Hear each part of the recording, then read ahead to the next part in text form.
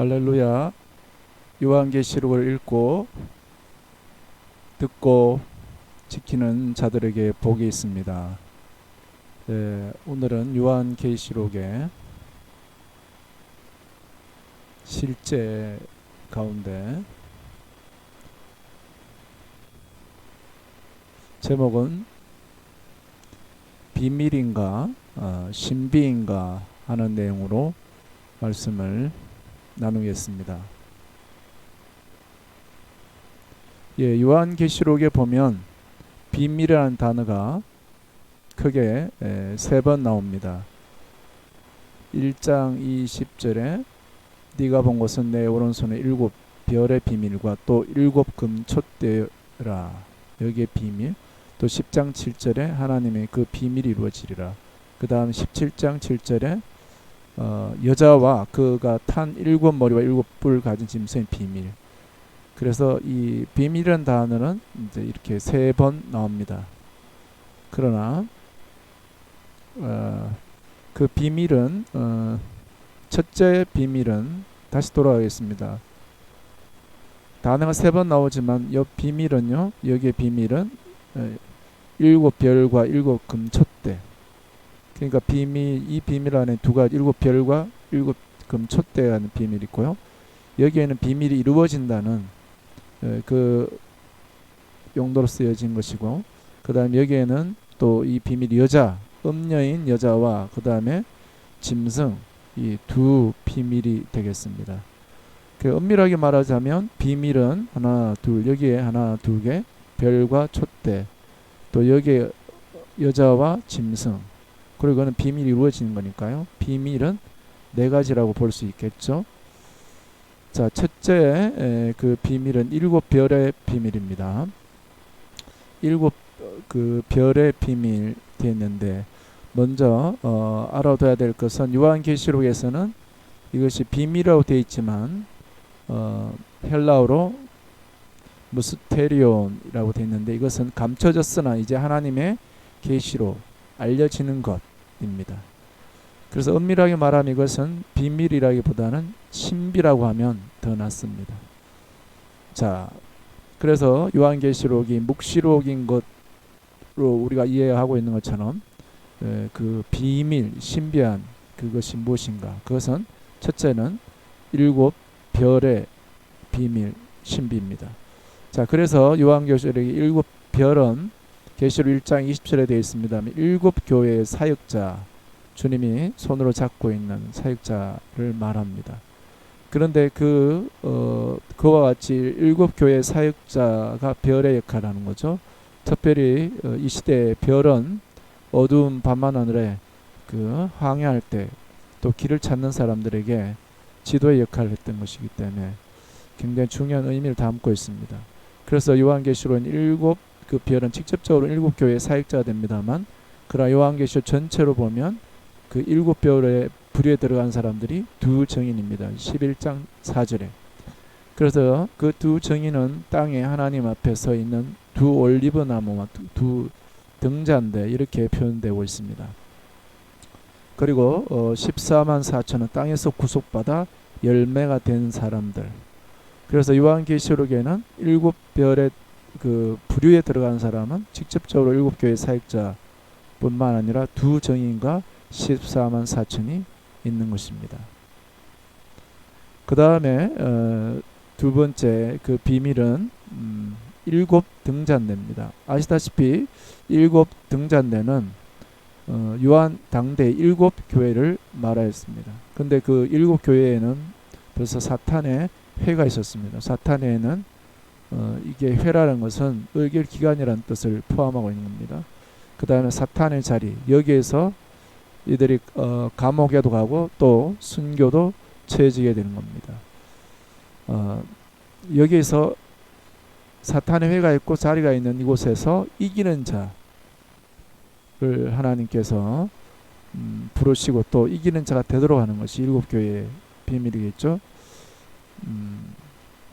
근데 요한 당대와 이 7 교회의 그 비밀이라고 할까요? 신비는 요한 당대에 있었던 역사적인 그런 교회뿐만 아니라 또 역사 속에서 일곱 유형의 교회.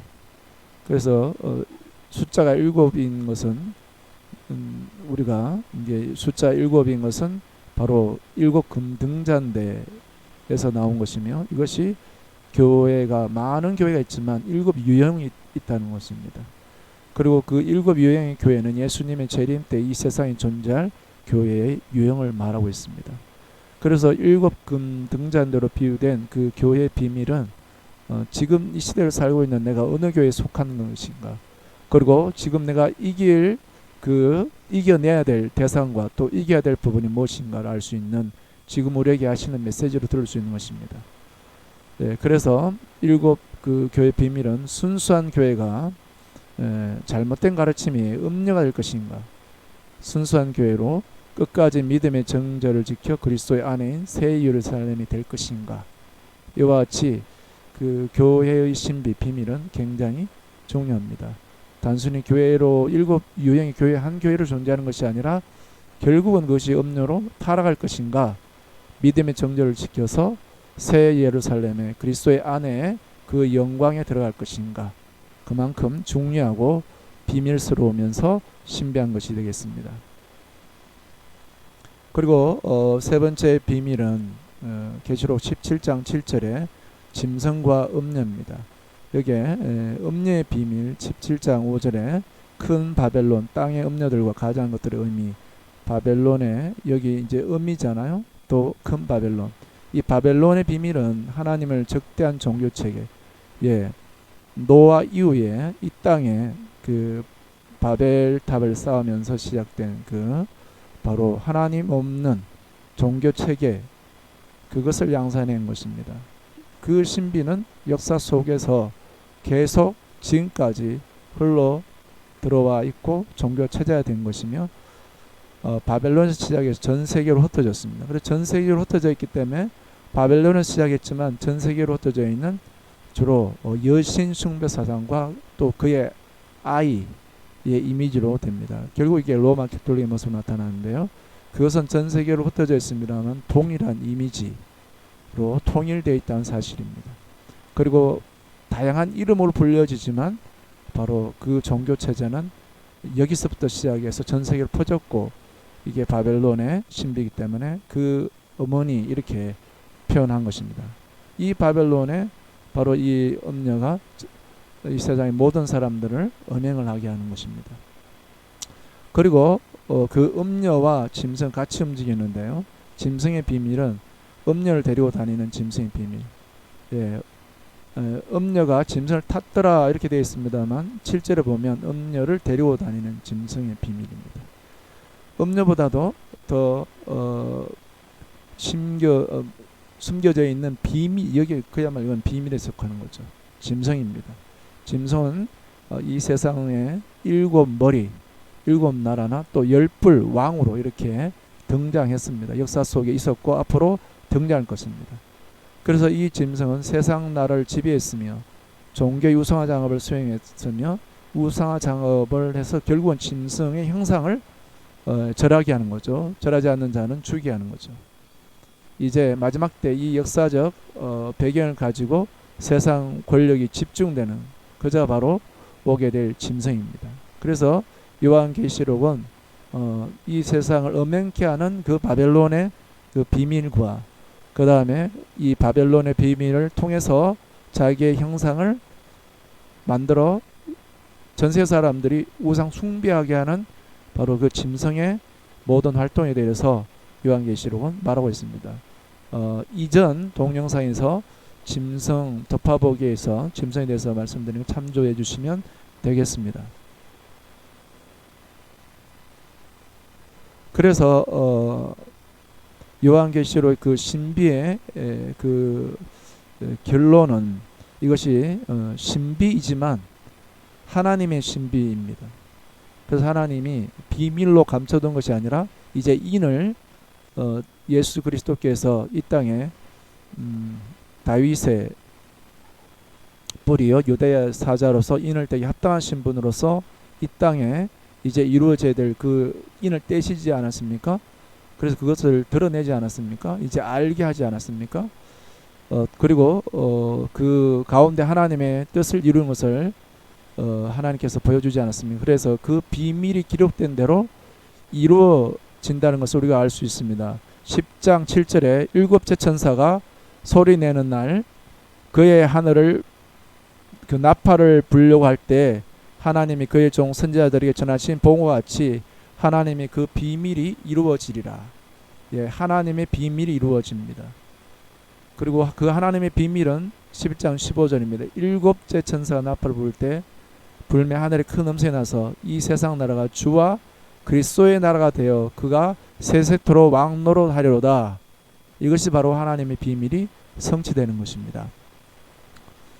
자, 그리고 그 하나님의 그 비밀, 그 신비는 결국은 성취가 되고 주 예수님의 손에 붙잡힌 별과 같은 사역자, 그 일곱 별 사역자들 통하여 하나님 이 시대에 계시를 열어주시고 또 교회를 깨어나게 하시고 이기게 하고 또 주의 오심을 준비케 한다는 아주 중요한 별의 역할입니다.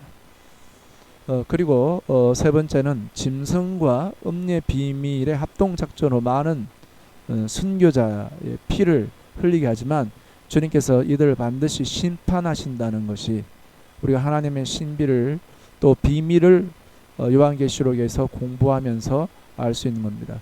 그래서 요한계시록은 교회의 그 신비와 함께 이게 교회의 신비와 함께 짐승과 음녀의 그 비밀이 이렇게 평행하게 되어 있습니다. 그래서 결국은 하나님의 신비가 이루어진다는 것, 이것이 바로 요한계시록입니다. 요한계시록을 읽고 듣고 또 그 가운데 있는 것을 지키는 모든 분들에게 하나님의 비밀, 신비를 알고 이 시대에 이기는 적그리스도를 능히 이기는 믿음의 주인공 되기를 축복합니다. 감사합니다.